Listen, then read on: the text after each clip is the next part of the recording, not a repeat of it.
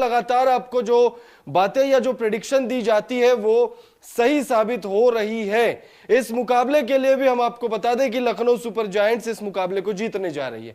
अब आपको बताते हैं कि कैसे सही साबित हुआ है।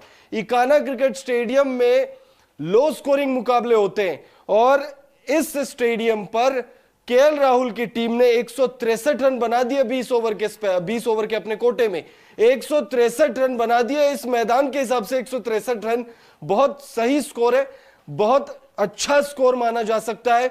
और अब 164 रन बनाने गुजरात टाइटंस को चेस करते हुए गुजरात टाइटंस इस मुकाबले को जीत भी सकती है, लेकिन हमारी प्रेडिक्शन लखनऊ सुपर जायंट्स के लिए है। लखनऊ सुपर जायंट्स इस मुकाबले को जीत रही है हमारे मुताबिक। अब लखनऊ सुपर जायंट्स के बैटिंग स्कोर कार्ड पर नजर डालते हैं। किस बल्लेबाज ने कितने रन बनाए, किस बल्लेबाज ने कैसी बल्लेबाजी की है। तो क्विंटन डिकॉक सिर्फ एक छक्का लगाकर आउट हो गए, 4 गेंदों का सामना किया, 6 रन बनाकर आउट हुए। अच्छा लग रहा था उनको देखकर, जब उन्होंने 6 लगाया तब ऐसा लगा कि वो बड़ी पारी खेल सकते हैं आज होम ग्राउंड पर, लेकिन उसके बाद वो आउट हो गए तो ज्यादा वो बड़ा योगदान नहीं दे पाए। केएल राहुल के साथ मिलकर पारी को वो बड़ी पारी में तब्दील नहीं कर पाए, लेकिन केएल राहुल को क्विंटन डिकॉक के आउट होने के बाद ऐसा लगा कि वो संभलने के प्रयास में ही बड़ी पारी नहीं खेल पाए और साथ ही साथ उन्होंने जो पारी खेली है वो बहुत धीमी गति से खेली है। 31 गेंदों में 33 रनों की पारी खेली है, 3 चौके लगाए, एक भी 6 उनके बल्ले से हमें देखने को नहीं मिला। बहुत ही धीमी गति की पारी केएल राहुल द्वारा हमें देखने को मिला है। उसके बाद देवदत्त पाडिक्कल सुपरस्टार बल्लेबाज थे, ये आरसीबी के लिए जब खेल रहे थे, लेकिन जब से ये एलएसजी आए हैं, या यूं कहें कि जब से ये आरसीबी से बाहर निकले हैं, तब से ही देवदत्त पाडिक्कल जो है बहुत निराश इन्होंने किया है। आईपीएल 2024 में यह लगातार चौथी बार है जब सिंगल डिजिट में देवदत्त पाडिक्कल आउट हुए, 7 रन बनाकर आउट हुए। मार्कस स्टोइनिस 43 गेंदों में 58 रनों की पारी मार्कस स्टोइनिस ने खेली, 4 चौके और 2 6 उनके बल्ले से हमें देखने को मिला है। निकोलस पूरन नॉट आउट लौटे हैं, 22 गेंदों में 32 रनों की पारी इन्होंने खेली है, 3 6 इनके बल्ले से हमें देखने को मिला है। उसके बाद आयुष बदोनी की बात करें तो 11 गेंदों में 20 रन आयुष बदोनी के बल्ले से हमें देखने को मिला, 3 चौके इन्होंने लगाए आयुष बदोनी ने। और कृणाल पांड्या मात्र 2 गेंदों के लिए क्रीज पर आए और 2 रन उन्होंने बनाए इन 2 गेंदों का सामना करते हुए और नॉट आउट लौटे हैं, आउट नहीं हुए। तो लखनऊ सुपर जायंट्स ने 5 विकेट खोकर 163 रन बना दिए। अब जीत के लिए गुजरात टाइटंस को 164 रन बनाने हैं। गेंदबाजों की बात करें, उमेश यादव ने स्टार्ट अच्छी दिलाई थी, 3 ओवर का उन्होंने स्पेल किया है। इस मैच में 22 रन खर्च किए हैं और 2 विकेट उनको मिला है। उसके बाद अगर आप देखें तो दर्शन नालकंडे ने भी गजब की गेंदबाजी की है, थोड़े महंगे रहे, लेकिन 2 ओवर के अपने स्पेल में इन्होंने 21 रन खर्च किए और 10.5 की इकॉनमी से 2 विकेट लिए। इन दोनों के ही अलावा राशिद खान विकेट लेने में सफल रहे, 4 ओवर में 28 रन खर्च करते हैं, 1 विकेट। लेकिन सबसे गजब की गेंदबाजी हुई है नूर अहमद द्वारा। नूर अहमद ने विकेट तो नहीं लिया है, लेकिन 4 ओवर के अपने स्पेल में मात्र 22 रन खर्च करते हैं।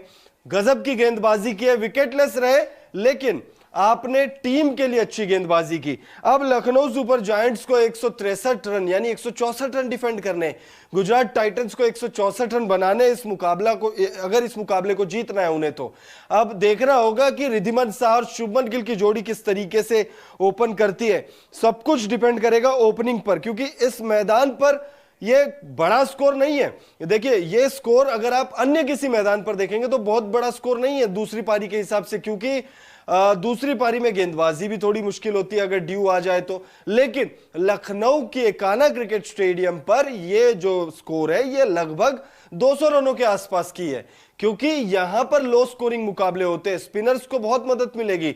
रवि बिश्नोई की तरफ से आप देखेंगे इस मैच में अच्छी स्पेल आपको देखने को मिलेंगी।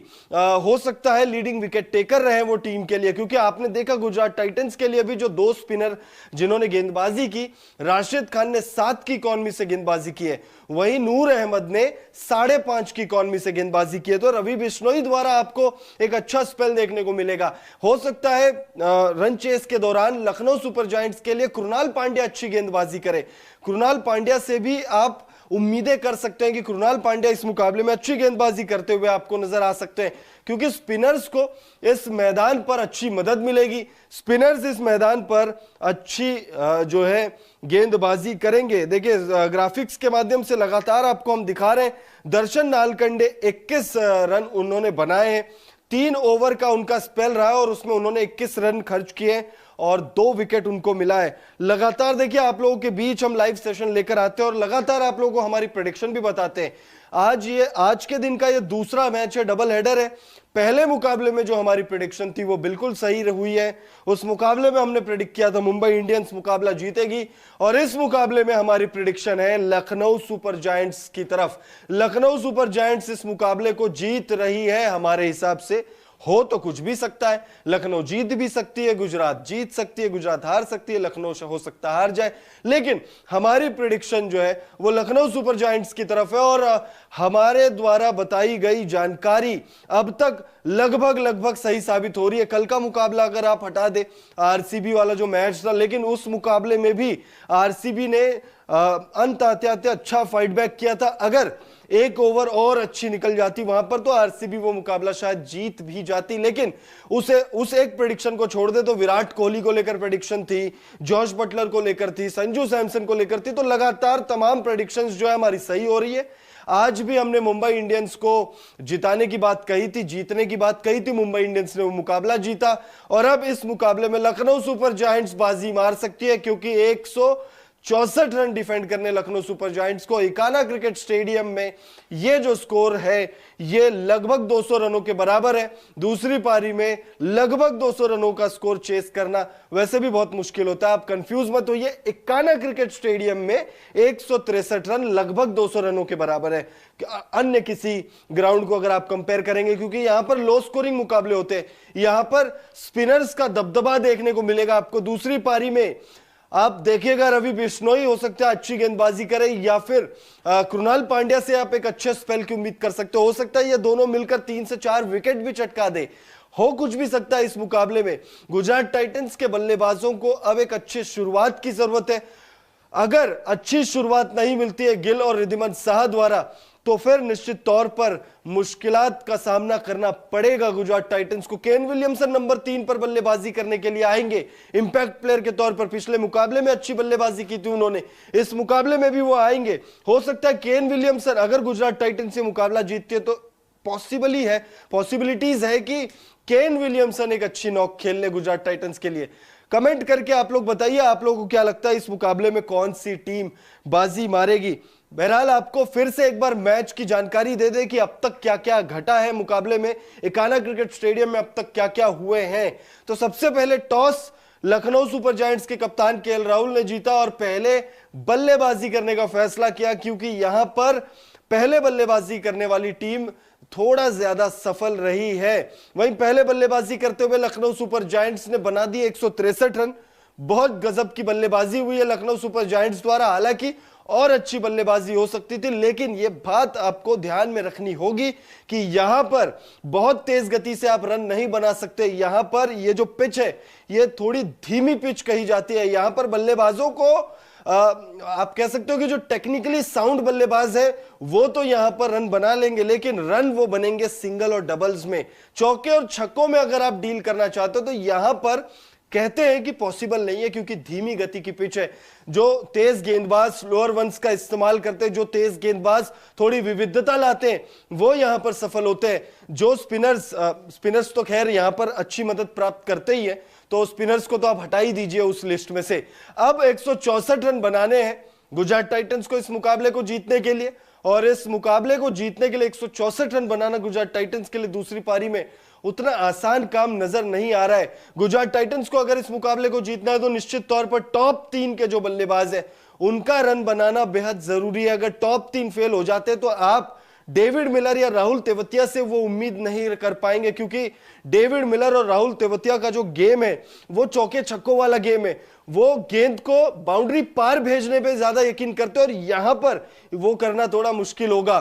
तो निश्चित तौर पर अगर गुजरात टाइटंस को इस मुकाबले को जीतना है तो उनके टॉप 3 बल्लेबाजों और खास तौर पे साई सुदर्शन, यानी आप 4 बल्लेबाजों को ले लीजिए, इन 4 बल्लेबाजों पर बहुत कुछ निर्भर करेगा। क्योंकि अगर आप 163 रनों की ये पारी देखेंगे, टोटल जो स्कोर लगा है लखनऊ सुपर जायंट्स द्वारा, सबने थोड़ी थोड़ी जो है थोड़ा थोड़ा योगदान दिया, थोड़ी थोड़ी इन्वेस्टमेंट है इसमें सब बल्लेबाजों की।